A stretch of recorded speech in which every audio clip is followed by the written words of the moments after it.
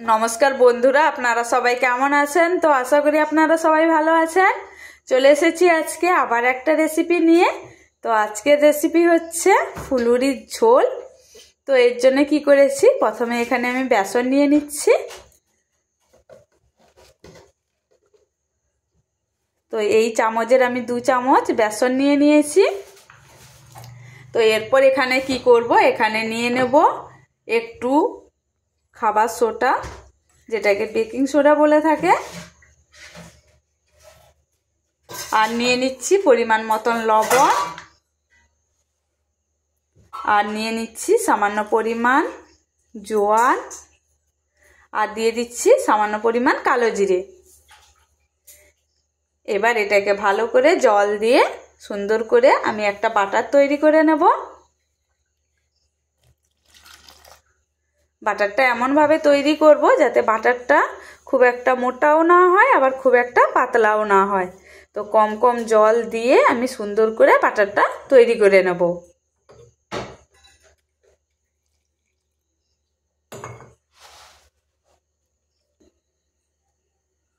তো এই যে দেখুন, বেসনটাকে কিন্তু আমি মাখিয়ে নিয়েছি। এইভাবে বেসনটাকে মাখিয়েছি, খুব একটা মোটাও করিনি, আবার খুব একটা পাতলাও করিনি। তো এরপর কি হয়েছে, আমি গ্যাসে কড়াই গরম করতে দিয়ে দিয়েছি। এবার কড়াইতে দিয়ে দেব সামান্য পরিমাণ সাদা তেল।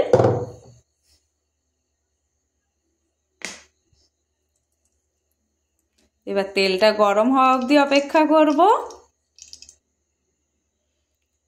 তো তেলটা গরম হয়ে গেছে। এবার বেসনগুলোকে ছোট ছোট করে এখানে আমি দিয়ে দেব, এইভাবে বড়ির মতন করে।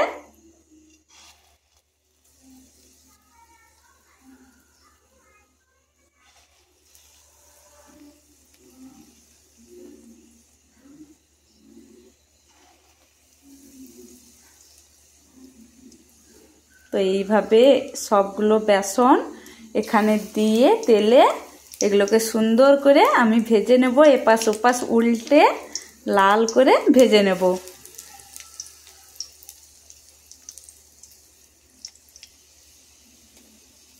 তো এই যে ফুলুরিগুলো ভাজা চলছে, ভাজা হয়ে গেছে। তো এগুলোকে এপাশ ওপাশ এরকম সুন্দর করে লাল করে ভেজে নিতে হবে। তো এগুলোকে আমি ছোট ছোট বড়ির সাইজে ভেজে নিচ্ছি। তো সমস্ত বেসনকে এইভাবে ভেজে নেব। তো ফুলুরিগুলো ভাজা কমপ্লিট হয়ে গেছে। এই যে দেখুন কত সুন্দর করে ভেজে নিয়েছি, এগুলোকে দুপাশ লাল করে সুন্দর করে ভেজে নিয়েছি। তো এরপর নিয়ে নিচ্ছি হচ্ছে এখানে আলু, পেঁয়াজ এবং টমেটো। তো সবগুলোকে জাস্ট আমি গোল গোল করে কেটে নিয়েছি। আলুগুলোকে এইভাবে গোল গোল করে কেটে নিয়েছি, পেঁয়াজগুলোকেও গোল গোল করে কেটে নিয়েছি। তো এরপর কড়াইতে গ্যাসে কড়াই গরম করতে রেখেছি। তো এবার কড়াইতে দিয়ে দিচ্ছি সামান্য পরিমাণ সাদা তেল।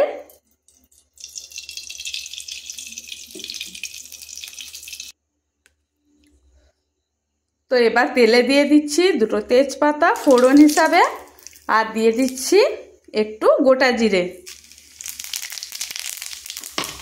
এবার এখানে দিয়ে দেবো পেঁয়াজ কুচি।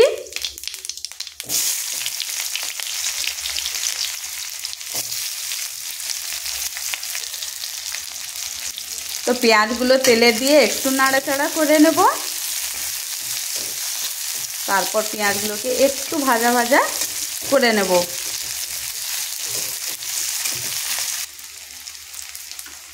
তো পেঁয়াজটা একটু ভাজা ভাজা হয়ে গেছে। এরপর এখানে দিয়ে দিচ্ছি 1 চা চামচের আদা রসুনের বাটা।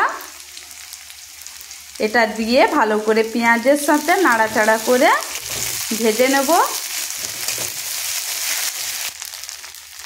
তো আদা রসুনটা দিয়ে একটু ভেজে নিয়েছি। এরপর এখানে দিয়ে দিচ্ছি কেটে রাখা আলু।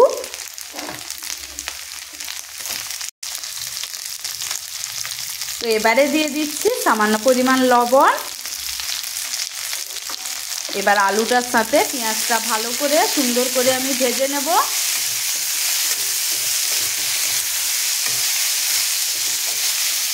এরপর এখানে দিয়ে দেবো কেটে রাখা টমেটো।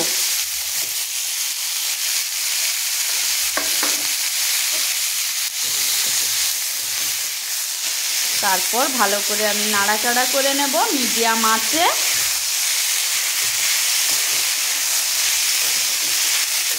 এবার ঢাকা দিয়ে এটাকে কিছুক্ষণ সেদ্ধ হওয়ার জন্য রেখে দেব।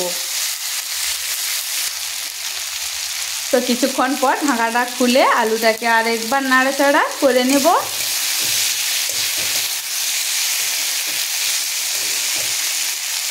এবার এখানে দিয়ে দিচ্ছি পরিমাণ মতন হলুদের গুঁড়ো,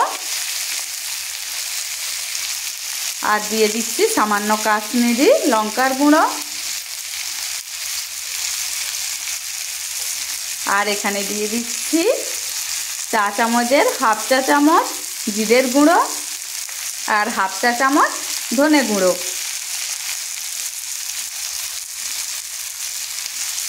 দিয়ে এটাকে ভালো করে নাড়াচাড়া করে নেব।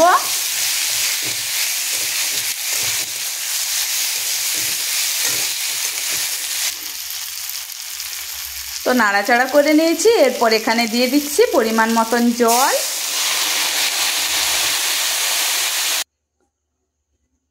তো এখানে দিয়ে দিয়েছি পরিমাণ মতো জল।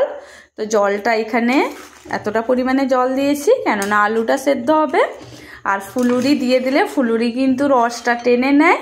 তো এই জন্য আমি এতটা পরিমাণ জল দিয়েছি। এটা কিন্তু মনে রাখতে হবে, জলটা কিন্তু ফুলুরি টেনে নেয়। তো ওই জন্য ওই পরিমাপে আপনারা কিন্তু জলটা দেবেন। তো এবার তরকারিটা ফুটে উঠলে ফুলুরিগুলো এখানে দিয়ে দেব। তো তরকারিটা ফুটে গেছে। এরপর এখানে সমস্ত ভেজে রাখা ফুলুরিগুলো দিয়ে দেব। এবার এটা দিয়ে আমি 2 মিনিট এটাকে ফুটিয়ে নেব। বেশিক্ষণ কিন্তু ফোটাবো না এটাকে। তারপর এটাকে আমি গ্যাসটাকে অফ করে দেব।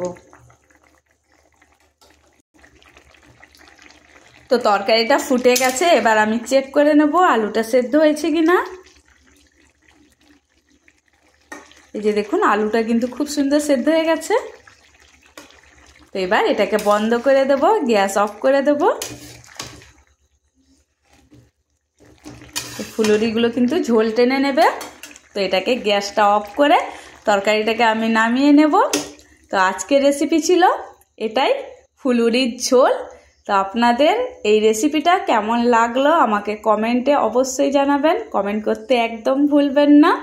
এবং আপনারাও বাড়িতে রান্না করুন, এটা খেতে কিন্তু দারুণ লাগে। তো এটা মুড়ি কিংবা ভাত যে কোনো জিনিস দিয়েই খাওয়া যায়। তো সবাই আমার ভিডিওটা দেখার জন্য সবাইকে অনেক অনেক অনেক অনেক অনেক ধন্যবাদ। সবাইকে টাটা।